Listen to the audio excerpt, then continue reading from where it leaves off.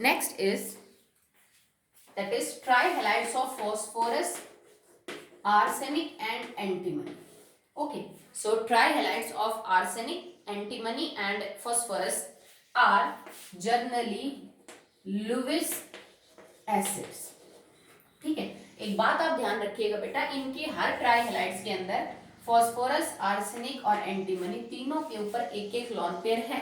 ठीक है, और अगर लोन पेयर है तो they are capable of donating that lone pair, या उससे वो किसी को एक्सेप्ट कर सकते हैं, किसी के साथ कोऑर्डिनेट बॉन्ड बना सकते हैं. So they can also behave like Lewis acid.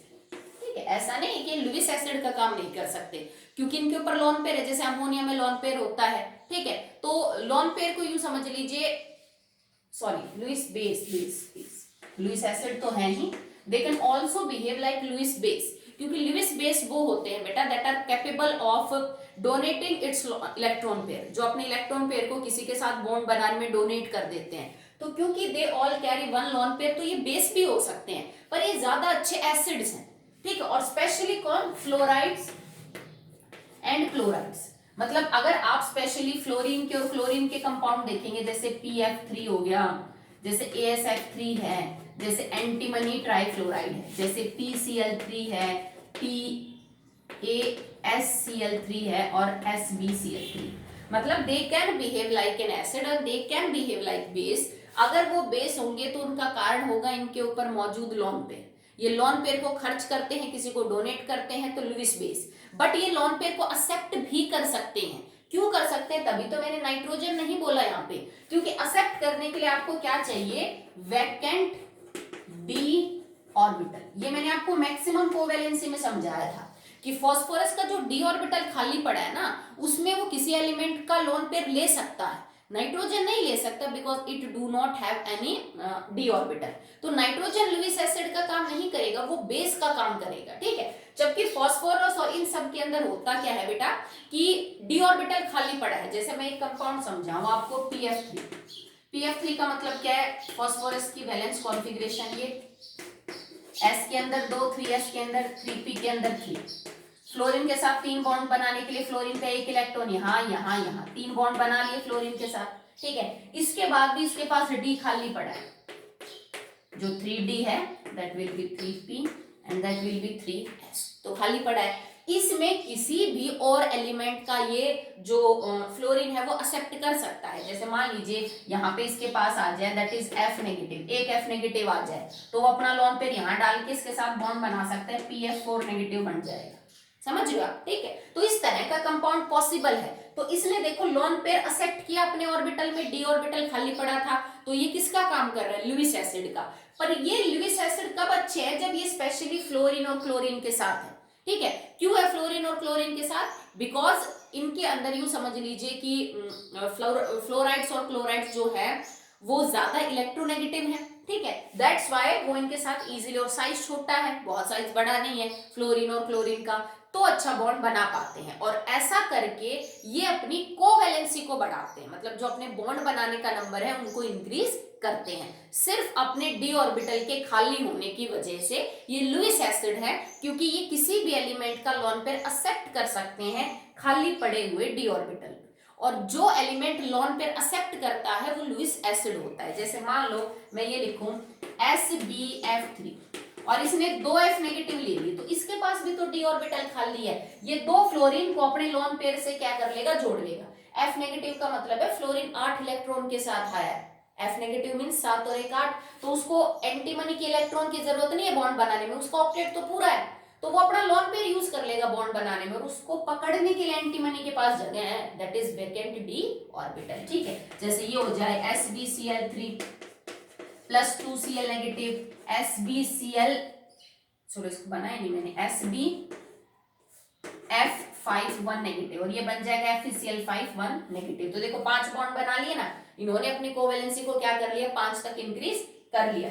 2 negative, sorry 2 negative, यहाँ भी आएगा 2 नेगेटिव, जबकि नाइट्रोजन डी ऑर्बिटल ना होने की वजह से ऐसा नहीं कर सकता है. ठीक है, अगर आपको कंपैरिजन करना हो कि भाई फास्फोरस, आर्सेनिक और एंटीमनी की ट्राइक्लोराइड में ही बताओ, चलो अच्छा लुईस एसिड जो है वो कौन है, तो यहाँ पे ये मिलेगा, it is PCl3 and AS Cl3। जैसे इसमें कंपैरिजन करवाया जा सकता है कि out of Lewis acid strength PCl3 और AsCl3 में कौन अच्छा लुईस एसिड होगा, मतलब कौन अच्छा एक्सेप्ट कर सकता है। तो बेटा देखो, एक्सेप्ट करने के लिए ना साइज छोटा होना चाहिए हमेशा, क्योंकि कोई भी बड़ा एटम किसी आने वाली चीज को प्रॉपरली होल्ड नहीं कर पाता है। आप सब जानते हो, यहाँ पे फास्फोरस का साइज छोटा है और आर्सेनिक का बड़ा है, तो क्लोरीन का लोन पेयर एक्सेप्ट करने के लिए जो फास्फोरस है वो बेटर ऑप्शन है, क्योंकि साइज छोटा होने की वजह से क्लोरीन के इलेक्ट्रॉन्स को पकड़ के रख सकता है। आर्सेनिक का साइज जब बड़ा होगा तो ये पावर जो है कम हो जाएगी पकड़ के रखने की। अगर आप बात करो एंटीमनी की, तो एंटीमनी की और क्या हो जाएगी, कमजोर हो जाएगी। ठीक है, अगर आप फास्फोरस में ही कंपैरिजन करना चाहते हो कि भाई मेरे पास तो फास्फोरस की ट्राइलाइड है, एक PF3 है और एक PCl3 है, इन दोनों में से बताओ कि अच्छा जो है वो लुईस एसिड कौन सा होगा। तो बेटर लुईस एसिड कौन होगा, PF3। फिर कमजोर हो जाएगा PCl3, और कमजोर हो जाएगा PBr3, और कमजोर हो जाएगा PI3। इसका भी रीजन यही है कि सेंट्रल एटम और हैलोजन के बीच में जो साइज का डिफरेंस है वो बढ़ रहा है। ठीक है, ये और ये साइज में देखो थोड़ा डिफरेंस है, थोड़ा कंपैरेबल है, फिर और बड़ा हो गया डिफरेंस, फिर और बड़ा हो गया। तो जो सिमिलर साइजेस होते हैं, छोटे एटम आपस में अच्छा बॉन्ड बना पाते हैं। जैसे जैसे आपके एटम का साइज बढ़ेगा, जैसे ब्रोमीन बड़ा हो गया, आयोडीन और बड़ा हो गया, ठीक है, तो उसको लोन पेयर को एक्सेप्ट करने की टेंडेंसी जो फास्फोरस की है वो क्या हो जाएगी बेटा, कम हो जाएगी। ठीक है, तो अगर फास्फोरस ही है, बाकी हैलोजन अलग अलग है, तो फ्लोरीन सबसे अच्छे लुईस एसिड होंगे, आयोडीन सबसे कमजोर होंगे। ऑर्डर ये रहेगा, फ्लोरीन से कम क्लोरीन, ब्रोमीन, आयोडीन। ठीक है, अगर आपने सेंट्रल एटम बदल रखे हैं, हैलोजन सेम ले रखा है, तो फास्फोरस के सबसे ज्यादा एसिडिक रहेंगे, फिर उसके आर्सेनिक के, फिर एंटीमनी के। ठीक है, बिस्मिथ को तो हम कंसिडर कर ही नहीं रहे हैं, बिकॉज वो मेटल है, वो आयनिक बॉन्ड ज्यादा प्रीफर करता है। ओके, अब नाइट्रोजन के केस में हमने आपसे ये बोला कि नाइट्रोजन एसिड का काम नहीं कर सकता, क्योंकि एसिड का काम करने के लिए बेटा you have to be with vacant d orbitals, आपके पास खाली डी ऑर्बिटल होने चाहिए थे, नाइट्रोजन के पास होते नहीं है। बट तो नाइट्रोजन किसका काम कर सकता है, it will behave like an Lewis base अपने कंपाउंड्स के अंदर। जैसे मान लीजिए NCl3 है,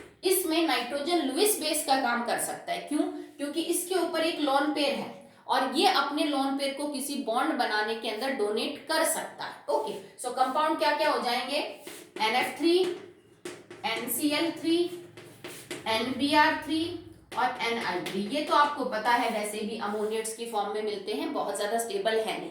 पर देखो, अब लोन पेयर तो हर नाइट्रोजन पे है, और नाइट्रोजन लोन पेयर यूज करके बॉन्ड बनाएगा तो लुईस एसिड बेस होगा।